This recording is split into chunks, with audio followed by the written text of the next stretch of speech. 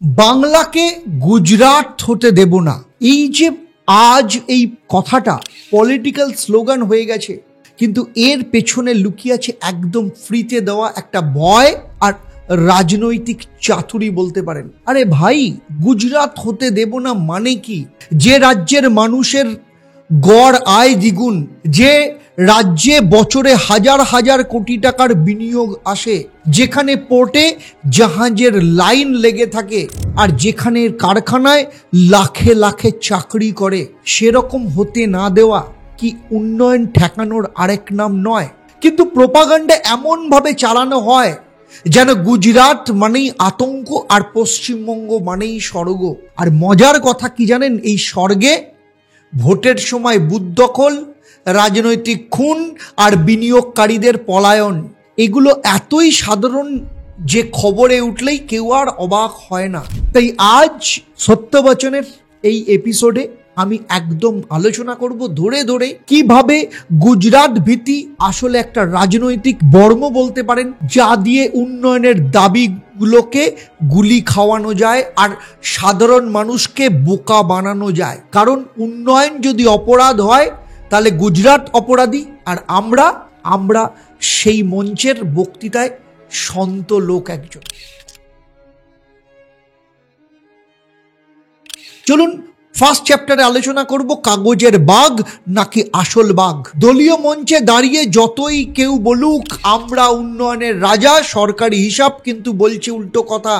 Ministry of statistics and programme implementation MOSPI ডেটায় দেখা গেছে গুজরাটের একজনের বার্ষিক আয় পশ্চিমবঙ্গের প্রায় দ্বিগুণ।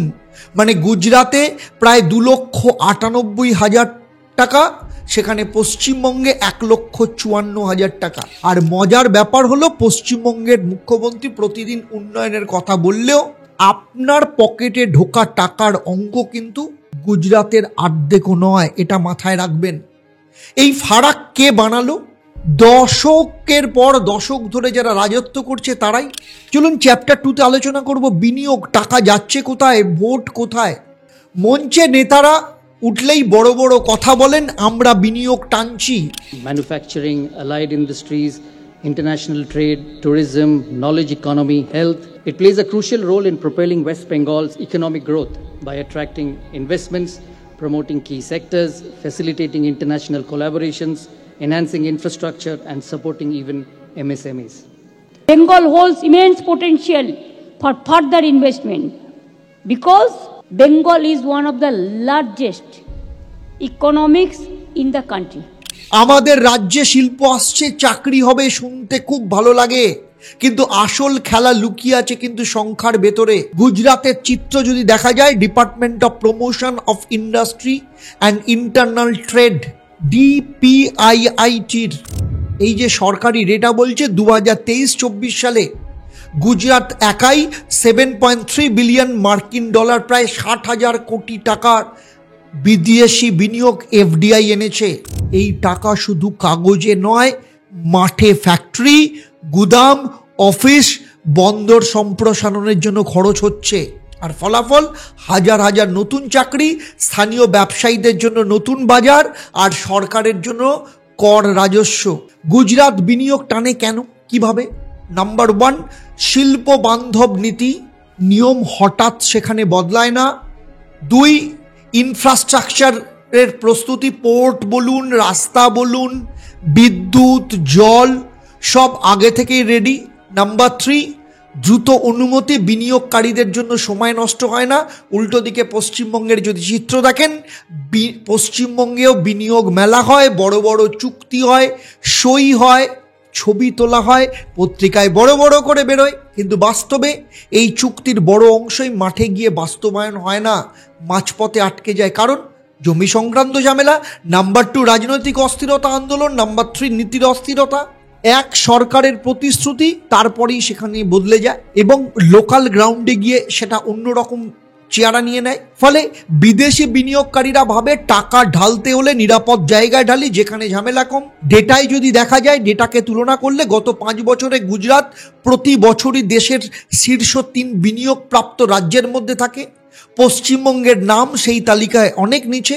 এর মানে বড় বড় কোম্পানি গুজরাটকে বিশ্বাস করে, কিন্তু পশ্চিমবঙ্গে তারা ঝুঁকি নিতে চায় না। ধরুন একটা উদাহরণ দিয়ে বলি, আপনি কোনো একজন বড় লোকের কাছ থেকে টাকা ধার নিতে চান, যদি তিনি জানেন আপনি টাকা ফেরত দেবেন, সময় মতো দেবেন, আর ফেরত দেওয়ার সময় কোনো নাটক করবেন না, তাহলে সহজেই তিনি আপনাকে টাকা দেবেন।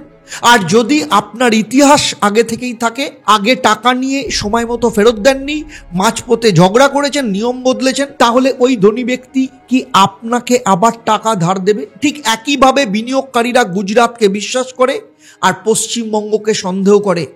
মঞ্চে বড় বড় ঘোষণা দিয়ে, ফিতে কেটে, গলায় মালা পরে নেতারা ছবি তোলে আর বলে শিল্প আসছে।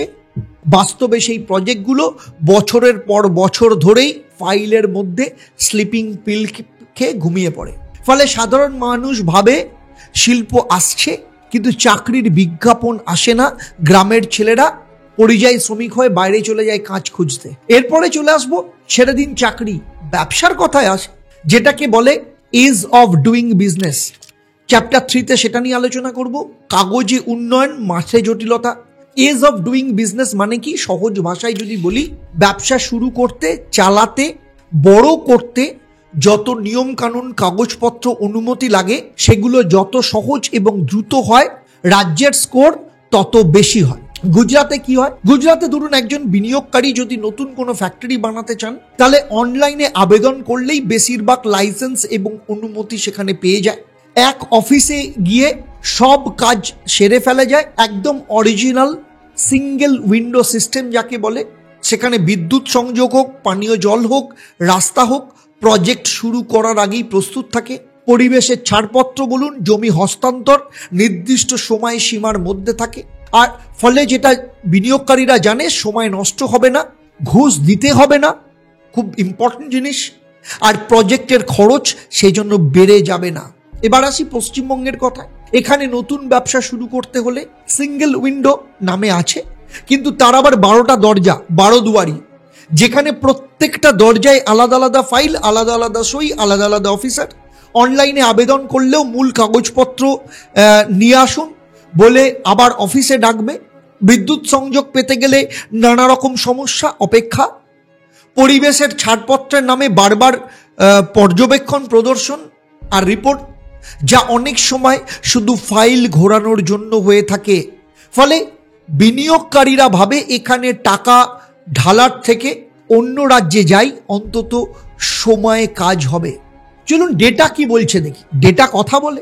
Business reform action plan BARP report অনুযায়ী গুজরাট টপ অ্যাচিভার ক্যাটাগরিতে, মানে সেরা দেশের সেরা রাজ্যগুলোর মধ্যে একটা। আর পশ্চিমবঙ্গ আছে অ্যাসপায়ার ক্যাটাগরিতে, মানে এখনো চেষ্টা করছে, পাস মার্কের কাছাকাছি। এই রিপোর্ট কেবল কাগজের স্কোর নয়, এটা ইনভেস্টমেন্টের একটা বিশ্বাসের মাপকাঠি বলতে পারেন, যেখানে রাজ্যের আমলা আর সিস্টেম বিনিয়োগকারীর সময়, টাকা, ঝামেলা সব কমিয়ে দেয়। সেখানেই কিন্তু শিল্প গড়ে ওঠে। রাজনৈতিক নেতারা বলছেন আমরা বিনিয়োগ আনছি, উন্নয়ন করছি। যখন বড় বড় বিনিয়োগ মেলায় সই হয়, তারপরের 5-7 বছর মাঠে গিয়ে দেখা গেছে অনেক প্রজেক্ট হয়নি, ঠিক সৌরভ গাঙ্গুলির লোহার ফ্যাক্টরির মতো। ফলে কাগজের বিনিয়োগের বড় অঙ্ক, কিন্তু বাস্তবের কারখানা নেই। নাম্বার 4 চলে আসি, পোর্ট অফ ট্রেড। নদীর গল্প না সমুদ্রের বাজার? গুজরাতের মুন্দ্রা পোর্ট 1 বছরে 200 মিলিয়ন টন মালপত্র সামলায়। কলকাতা হলদিয়া পোর্ট, যার ক্যাপাসিটি 66.45 মিলিয়ন টন অনলি। ফলাফল, গুজরাতে জাহাজের মাল পাঠানোর সময় খরচ কম। পশ্চিমবঙ্গের ব্যবসায়ীরাও তাই গুজরাট হয়ে তাদের রপ্তানি করতে হয়। যখন সমুদ্রপথ আপনার রাজ্যের অর্থনীতির শিরা উপশিরা, সেখানে আধুনিক পোর্ট না থাকলে উন্নয়ন কিন্তু কাগজেই আটকে যায়। Number 5 very very important, industry. কারখানা নাকি ক্যামেরার জন্য শো? রাজনৈতিক মঞ্চের নেতারা গলা পাঠাচ্ছেন, পশ্চিমবঙ্গের শিল্পের জোয়ার বইছে, কিন্তু মাঠে ঘুরলে দেখা যায় ধোঁয়া বেরোচ্ছে বেশি রাজনৈতিক চুল্লি থেকে, অনেক বেশি বেরোচ্ছে কম কারখানা চিমনি থেকে।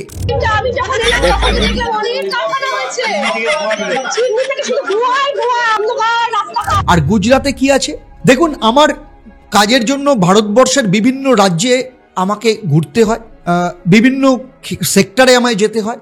তো সেই রকমভাবে আমি গুজরাতেও গেছি। বিশ্বাস করুন, গুজরাতে যেদিন প্রথম গেছি, একটু এক্সপিরিয়েন্সটা বলি।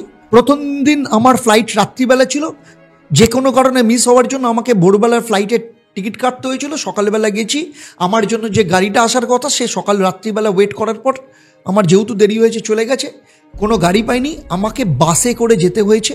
ঘন্টা 3 রাস্তা ছিল। আমি যখন প্রথম গুজরাতে পা দিই, বাসে উঠি, যথেষ্ট ভালো বাস, বসেছিলাম। আমি যে রাস্তাটা দিয়ে যাচ্ছিলাম, বিশ্বাস করুন আমার চোখ ছানা বড়া হয়ে গেছে। একটার পর একটা আমি ফ্যাক্টরি গুনে শেষ করতে পারছিলাম না। বড় বড় ফার্মাসিউটিক্যালস থেকে আরম্ভ করে আপনার অটোমোবাইলস থেকে আরম্ভ করে কি নেই সেখানে। আমি খালি ঘাড় ঘুরে তাকাচ্ছিলাম, মানে ঘাটটা আমার একদিকে, এইদিকে তাকাবো না এইদিকে তাকাবো। যারা যারা গুজরাতে গেছেন তারা সবাই জানেন, ঝাঁ চকচকে রাস্তা, অত্যন্ত বড় বড় রাস্তা, এবং প্রত্যেকটা রাস্তা ওয়েল মেনটেন্ড।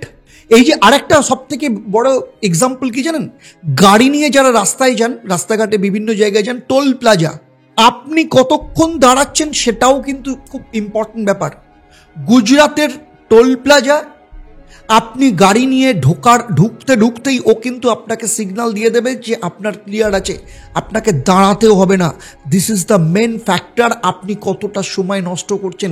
এটা কিন্তু আমি গুজরাতের হয়ে দালালি করছি না, কারণ গুজরাট সরকার আমাকে পয়সা দিচ্ছে না, আমার লাইফের ফ্যাক্ট। আরেকটা খুব ইন্টারেস্টিং গল্প বলি।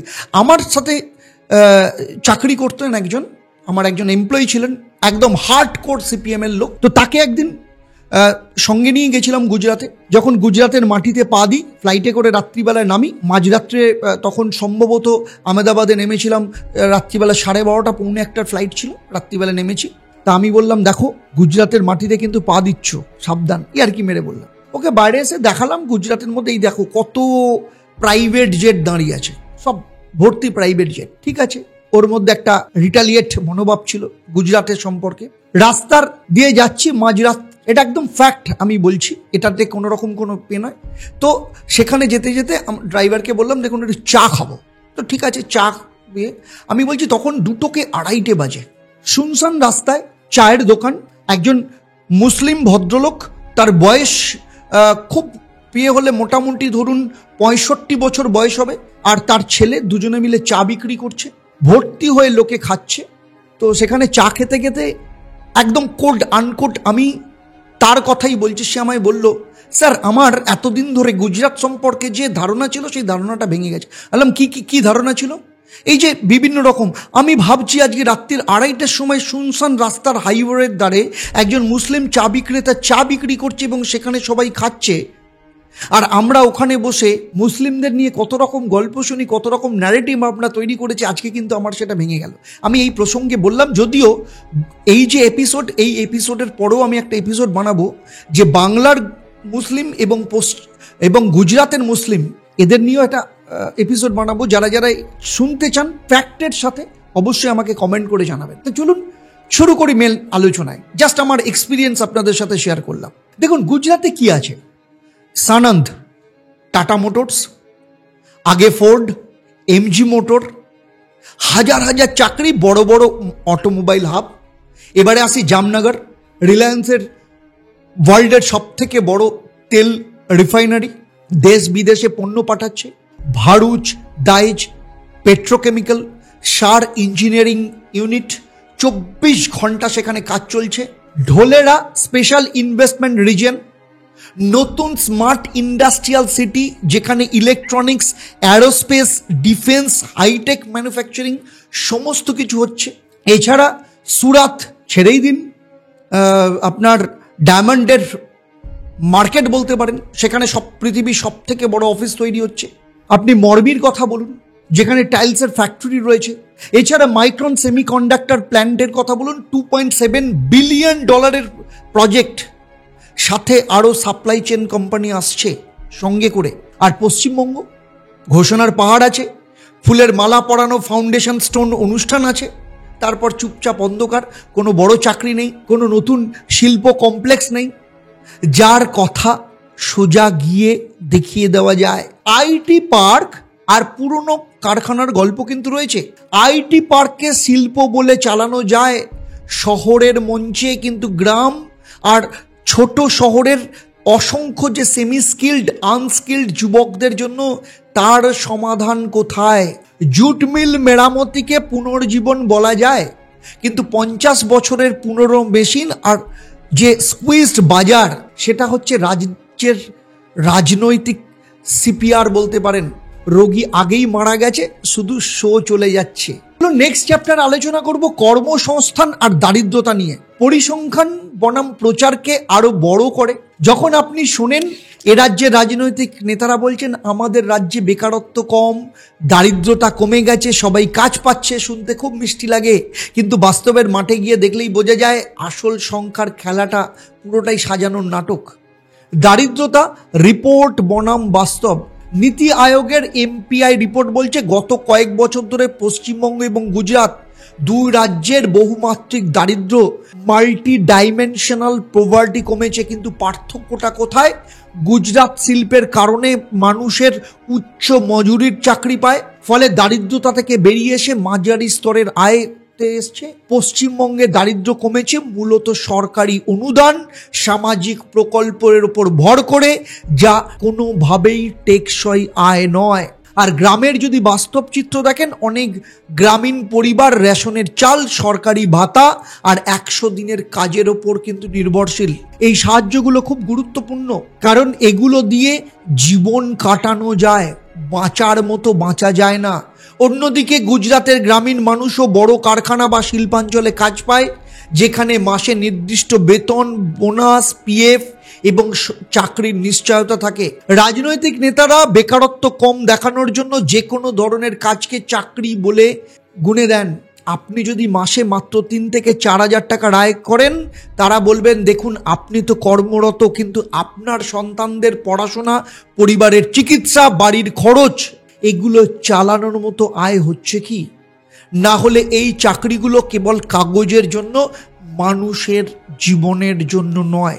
লং টার্মে দারিদ্রতা কমাতে হলে এবং বেকারত্ব দূর করতে হলে শুধু সরকারি স্কিম নয়, উচ্চ মজুরির স্থায়ী চাকরির সন্ধান বা চাকরির প্রকল্প তৈরি করতে হবে, যেটা আসে বড় শিল্প, উৎপাদন এবং বাণিজ্যের মাধ্যমে, যা গুজরাটে হচ্ছে কিন্তু পশ্চিমবঙ্গে শুধু মঞ্চের ভাষণ হচ্ছে।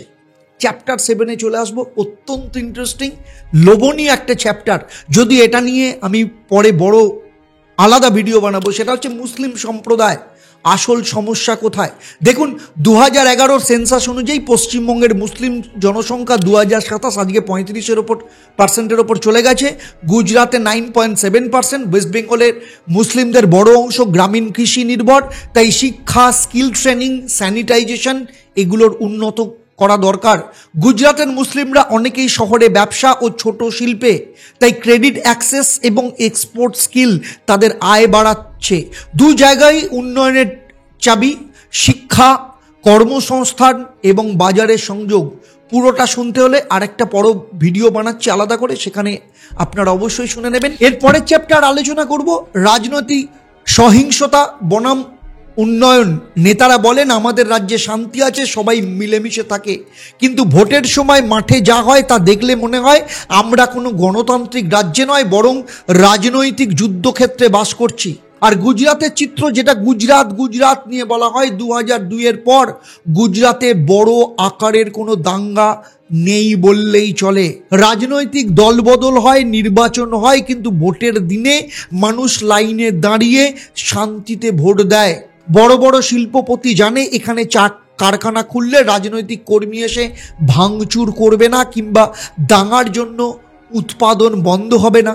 ফলে বিনিয়োগ আসে, শিল্প হয়, চাকরি হয়। পশ্চিমবঙ্গের চিত্র, এখানে নির্বাচন মানেই বুথদখল, মারামারি, বোমা, গুলি, খুন, এমনকি উপনির্বাচনের মতো জায়গাও ছাড় পাওয়া যায় না। পঞ্চায়েত নির্বাচন থেকে লোকসভা, যেখানেই ভোট সেখানেই খবরের সহিংসতা। আন্তর্জাতিক মিডিয়াও এই ঘটনাগুলো কভার করে, আর দেশের বাইরে পশ্চিমবঙ্গের ইমেজ নেমে যায়। ফলে বিদেশি বিনিয়োগকারীরা ভাবে এখানে টাকা ঢাললে সুরক্ষিত থাকবে। তো তাই নেতারা ভোটের আগে বলে আমরা উন্নয়নের জন্য লড়ছি, কিন্তু ভোটের দিন সেই লড়াই আসলে উন্নয়নের জন্য নয়, ক্ষমতার চেয়ার দখলের জন্য হয়ে যায়।